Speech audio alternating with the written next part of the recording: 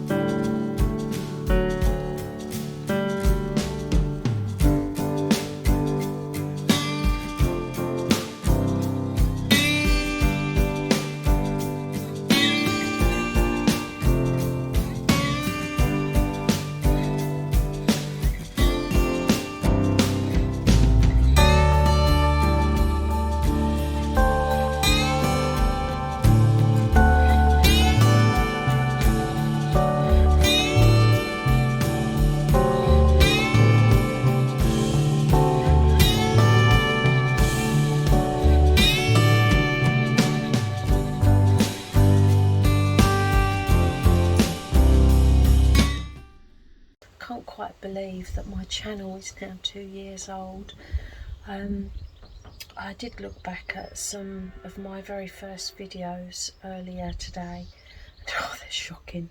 So it's been a steep learning curve, but I've enjoyed every minute, and I've learnt some new skills in editing and what to film and what not to film.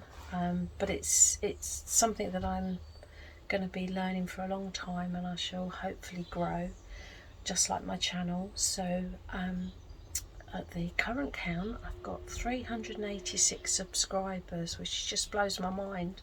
It's amazing, and my aim really is in the next couple of months to try and get it up to at least 400. So if you haven't already subscribed, or if this is the first time you've seen my videos, please subscribe, and if you hit the bell icon you'll get future notifications. So those of you that have been following my journey, I'd like to thank you really for all your support, and I hope that these videos are mildly entertaining for you and something to watch when you have a break. I don't really profess to be an expert in the garden. I am an amateur. I'm self-taught. Everything that I do is by trial and error. So you won't get me doing too many how-to videos. If I do at all, it's how I do it. I just potter around in the garden, and what works, works, what doesn't. So what am I going to do today? So the first thing I think I'm going to do, as it's July, I'm going to give you a tour of the garden and show you how everything's doing.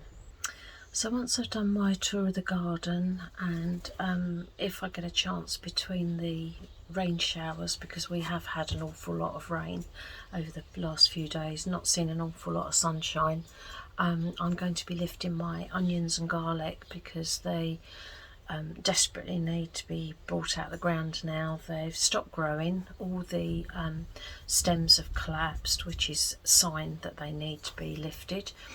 And also, if I get enough time at the end, I'll also do a potato reveal. So I suppose rather than just keep waffling on, I better crack on.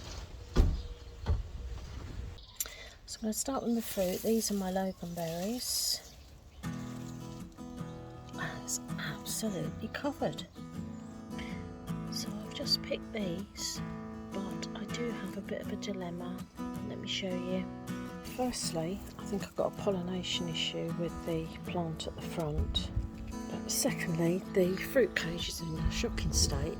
This is all collapsed, and all these posts have rotted. So my thinking is that I will remove, when they finish fruiting, I will remove the front plant and the posts, just concentrate on the plant at the back, and then the space that I've got at the front I will probably put in a gooseberry and some raspberries, or maybe a blackcurrant.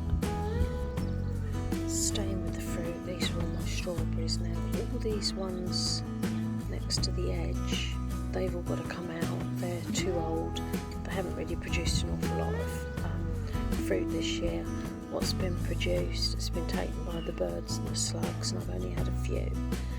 The middle row, that was all planted last year, so they haven't fruited this year but will next. So I need to do some serious thinking about what I'm going to do with my strawberries. This is my Espalier apple. This is the Cox's Orange Pippin.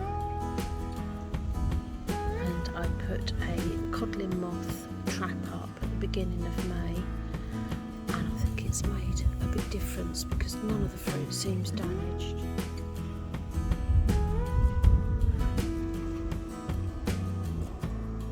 So as you can see, I've still got an awful lot of rhubarb, but I'm not going to bother picking any more now. I've had loads, there's loads in the freezer in crumbles.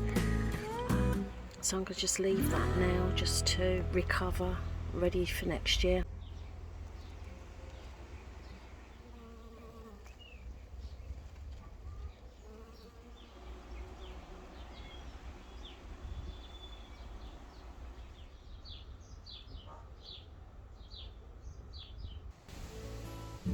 The broad beans there, they could have the mosaic virus, it looks like it might be, but they've certainly finished producing beans, so that's all going to come out. So these are the peas, and again I think these have got the mosaic virus, so that's why I'm going to lift them. But they didn't succumb to the powdery mildew this year. I managed to keep that off them. I don't know if you can see this, but I think that's mosaic virus. So really, the sooner I get them out of the garden the better.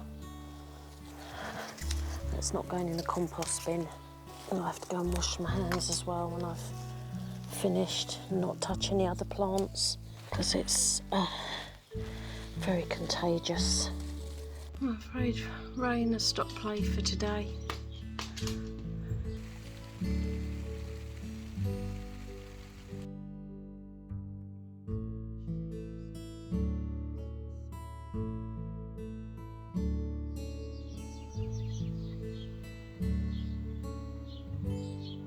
Cleaned this bed. This is where all the broad beans were,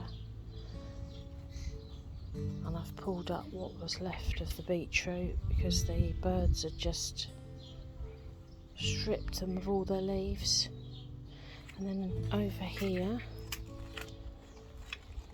is where the peas were. That's all been forked over, and I have thinned out the beans, the courgettes, the tomatoes, sorry, the cucumbers and the courgettes to increase the airflow. So that's looking a lot better.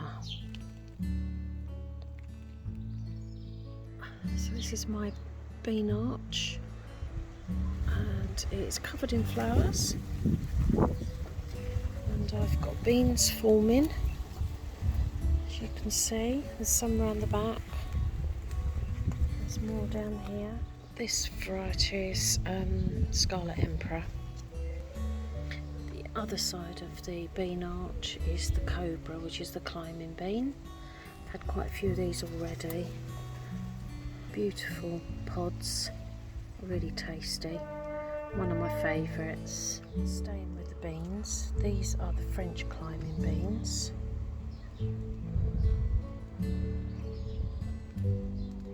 These have got the long, flat yellow pods,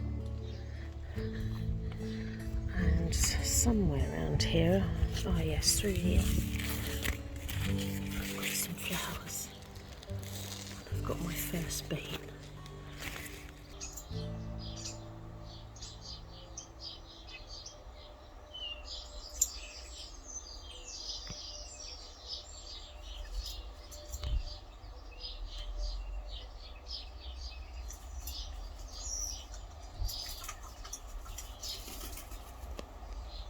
Next I'm going to bring you on to the sweet corn. This variety is Swift, and I've now got flower heads.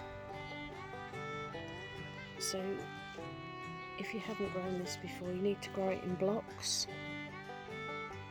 So these are in 3 rows, And the idea is that the pollen, when the wind blows it, I don't know if you can see it, it's like fine dust, it falls onto the area where the tassels are, and that's how it pollinates. The courgettes have actually been a success this year. So this plant I've had about 5 or 6 off of here already, and I can see there's more forming. And then under here, I think you can probably see there's one ready there, so I might have that one for my tea. But they're looking nice and healthy. And this is another little area of the garden where the 3 tomato plants here, again they were all suckers that I've pulled off of other plants and just put them in pots, and they've taken. I've got a little bit more salad. These 2 bags, I've almost exhausted them now, salads, they need resowing. And I've got a couple of peppers there and a little rogue sycamore. This is just near where I've got my seating area. I've just added a bit of colour to the garden. I've sort of gone for a rusty sort of orange and yellow theme this year.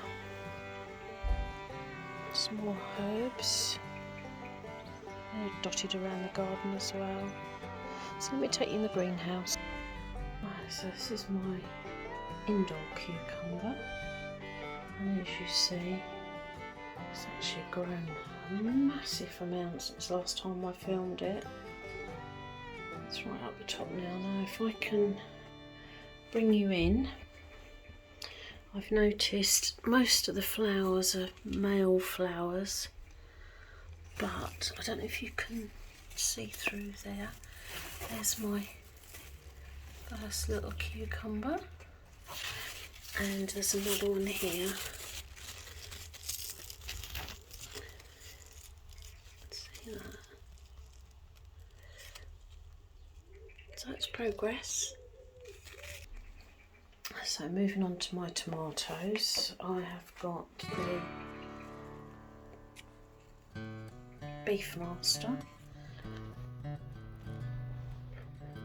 And I notice there's one down here that's rather there's quite a lot actually in here, but there's one down here, looks like a knotted mess. Look at that.